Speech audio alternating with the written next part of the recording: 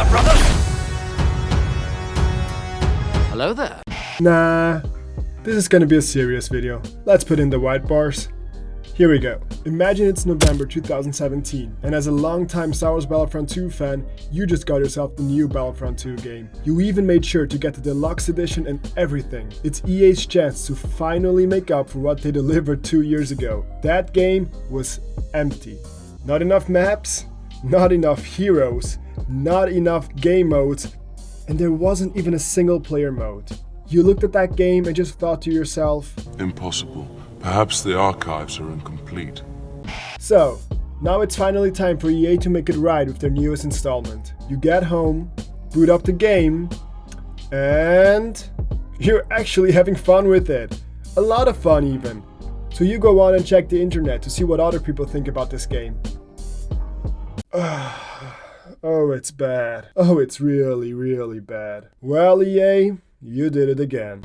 Star Wars Battlefront 2 had a very rough start. Hell, it had a fucked up start. Before the game even launched, people were already preparing their pitchforks and torches. Because in a pre-release trial of the game, players found out that the game was full of microtransactions that you would normally find in a mobile game, and not in a fully priced $60 AAA game like this one. Those microtransactions could have been used to buy different heroes and villains, or to buy star cards that literally make the game, come on, say it with me, play to win! Loot box system in this game is so horrible. They've pretty much been called out by gamers as well as gaming websites such as Eurogamer to be completely pay to win. With Star Wars Battlefront 2, it's pay to win!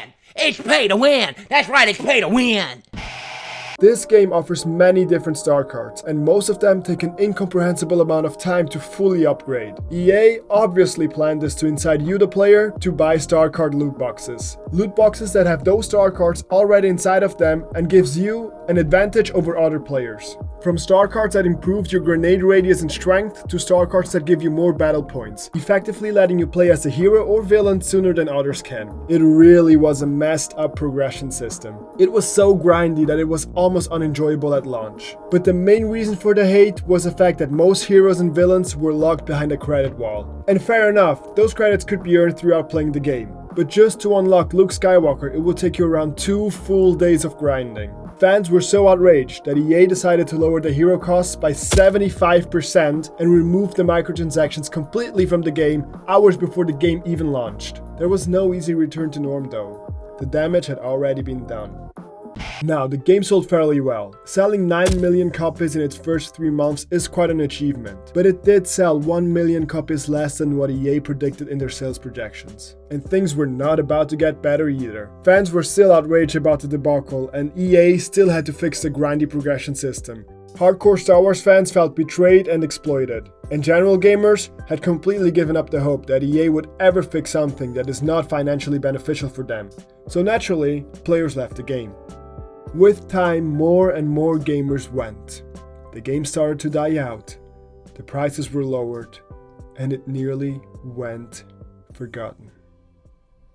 But by a stretch of a miracle, 18 months after the game's launch, the player base of Star Wars Battlefront 2 was back at the amount of players it had at launch.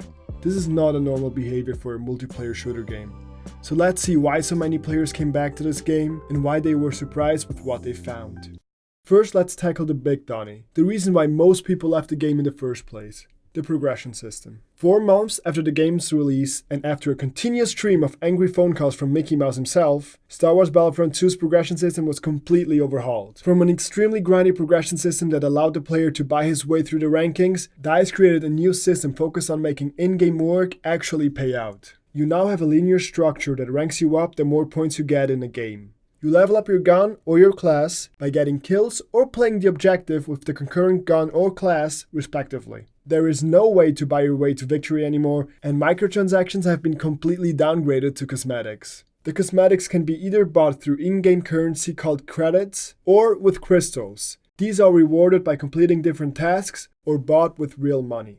The different cosmetics range from dozens of distinct clone armor skins to different species of soldiers to various skins for heroes and villains. The progression system in Star Wars Battlefront 2 now feels rewarding and engaging. But I have to admit, after you reach level 25, it starts to feel a little grindy again since it takes a lot longer to level up. but it never feels boring or unfair. The developers really improved it dramatically, and we are finally getting a game that is now almost worth its price. Longer seem to be our primary concern.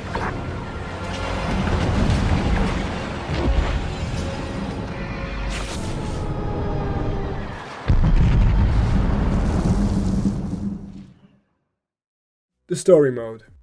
Overall, the story mode didn't receive many changes. A new chapter was added to the pre-existing story, the enemy AI was improved, and general bugs were fixed. The whole story in itself is very enjoyable. It's not an outstanding story, but it gets the job done. What's the plan, Commander? Keep this Star Destroyer safe. The rebels can't learn about Operation Cinder. The gameplay. Star Wars Battlefront 2's gameplay is very fluid. This is an aspect of the game that has always been true. In itself, the game has always been polished, fluid, and entertaining. Very little was added or fixed here because it really didn't need much fixing at all. The gameplay works very well overall. It's a casual take on multiplayer shooters, meaning that most people would be able to take up the controller and enjoy the game. That doesn't mean that there isn't any skill involved with this game though, especially when talking about all the different classes and heroes that you'll be using. It takes a lot of time to get used to the different arsenal at your disposal and then mastering it as well. Well now, so far I think most of you aren't sold over yet. I mean yes, the progression system is a whole lot better now, and that was the main issue at launch. But what about the multiplayer itself? This is, after all, the main focus of this game, so let's take a look at what DICE has been doing for the last 18 months. When this game came out, it was launched with 12 different ground maps and a few several space maps. We got to play as Yoda and Darth Maul on Naboo, Kashyyyk, and Kamino. Fight off against rebels in Yavin 4, on the second Death Star, on Hoth, Tatooine, and the forest moon of Endor. And lastly, we also got to fight against a very reasonable and logical reincarnation of the Empire on Starkiller Base, Takodana, and Jakku, sorry. It's a fair amount of maps, and most of them are very different to each other as well. So we shouldn't really expect anything new now, should we? I mean yes, DICE really has been working off their ass for us fans. But EA would never fund the studio to keep producing further content for this game, right? What is wrong? I can only imagine how mad Disney must have been at EA for shamelessly humiliating one of their most profitable franchises. I mean, it's not like Disney has been doing it as well, right? No, imagine. But it worked. EA kept funding DICE to work on the game, and so they did. Shortly after the game launched, we got an outer space map called the Car and the planet Crate. Shortly later, Bespin and Jabba's Palace were brought into the game. Fair enough, those maps were already in the previous installment of Star Wars Battlefront, so they should have been there right from the start, but it's here now nonetheless. And how can you say no to playing on some of Star Wars' most iconic locations? Now the first actual new map we got after Crate was Kessel. It's a ship that made the Kessel Run in less than 12 parsecs. The famous Kessel Run line now also has a dedicated planet to it. And in Star Wars Battlefront 2, you can actually play on it. It's one of the smaller maps in the game, but it's also one of my favorites. The closed corridors force you to think more strategically, especially if you play a given mode on this map, but more of this later. At this point in time, the game was at a turning point. It really could have gone down the drain with many other awful Star Wars games. Or it could save itself and be remembered as one of the best Star Wars multiplayer games ever. DICE knew this fact, so they spent as much time as they could on planning the next update. 6 months passed and we got a few new modes, a few appearances, and some general game longevity improvements. That's it. But the wait was over. A year after the game's launch, we got Geonosis, a huge map for Galactic Assault from the prequel era. With this update, we had also just gotten our 2 new heroes, General Grievous and Obi-Wan Kenobi, 2 legendary characters from the prequels. They both control incredibly well in the game and feel almost frightening to play as, because of all the power you are handed. You feel like you are playing through the Battle of Geonosis, taking control of Obi-Wan Kenobi and mowing down enemies with your lightsaber. While the music in the background gets louder and more dramatic, the more enemies you kill.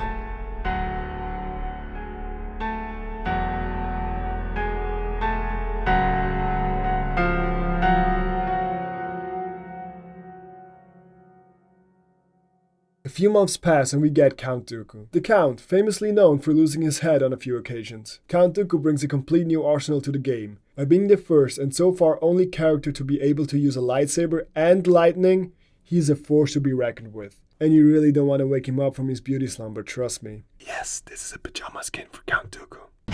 Now, to counteract the imbalance in the Force, after adding another villain to the roster, Anakin is summoned. Yes, ladies and gentlemen, the Chosen One is here. We hate sand, but we love him. With Anakin now in the game as well, most of the heroes and villains we wanted are now in the game. The roster feels very complete now, and it never feels like you have to play as the same hero or villain anymore. DICE has brought back the community by giving them a reason to come back, with new maps and characters to play. But they also made sure to get the community to stay once they get back, by adding various different game modes. With Extraction, for example, we got a Star Wars Battlefront version of Deliver the Cargo. It asks for a lot of strategic thinking and not just random one-on-one combat. There is a timer, and within the given time, the team delivering the cargo has to get the deposit to the next checkpoint. And concurrently, on the opposing team, you have to ensure the hindrance of the cargo deposit. As mentioned before, many maps, just like Castle, are ideally designed for this game mode. On the other hand, the game now also has Ewok Hunt, a game mode so incredibly unique and different to the rest of the game that it almost feels like playing an entirely different game. In Ewok Hunt, players take on the role of stormtroopers. Trapped on the forest moon of Endor, you are tasked with surviving through the night until the next escort arrives. But in the dark night, creatures lure and wait patiently to rip your skin from your bones.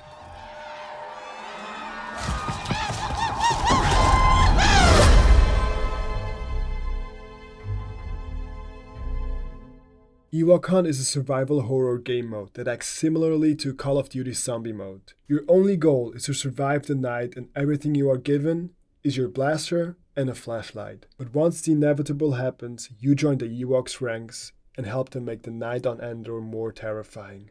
DICE added so many more modes to this game that it's almost unfathomable. Hero Showdown is a hero and villain only 4-player team deathmatch mode. Hero Starfighters works in a similar manner, only that you are limited to the skies.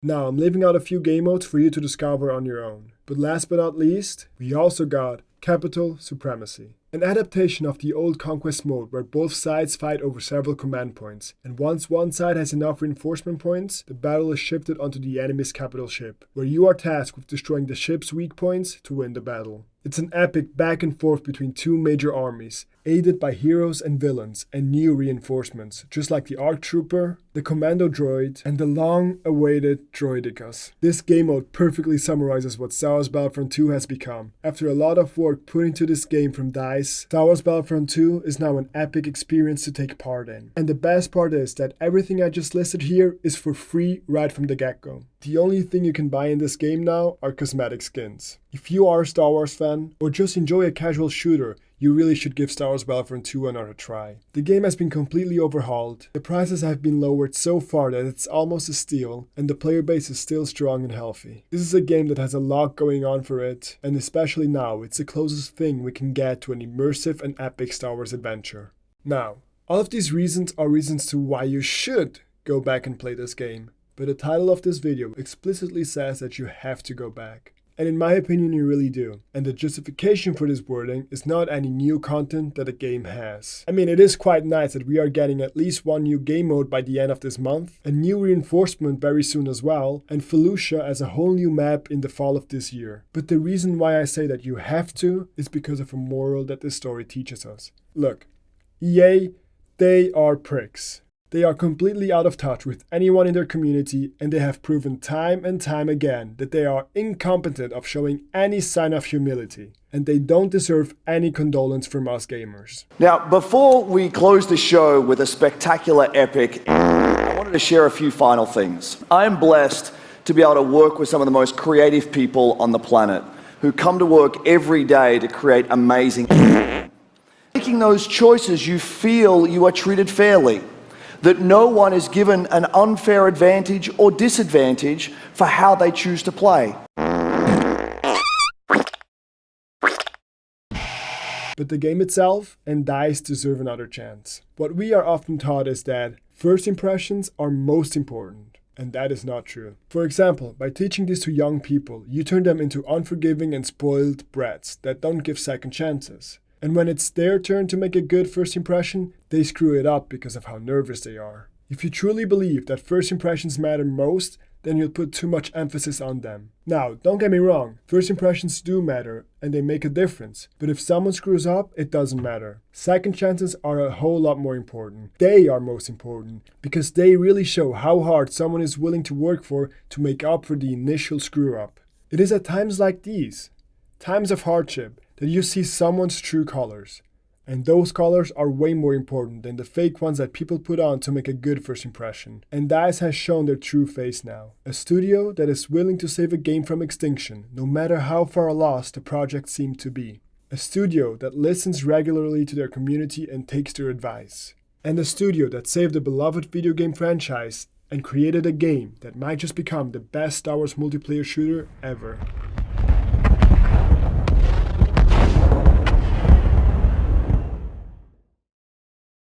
To see through you, I can. To subscribe to my channel, you won't. To like the video, you will, young Padawan. To defeat the YouTube algorithm, strong enough, I am not. Together, grow we must. Together succeed, we shall. Much to learn, we still have. Farewell, young Padawan.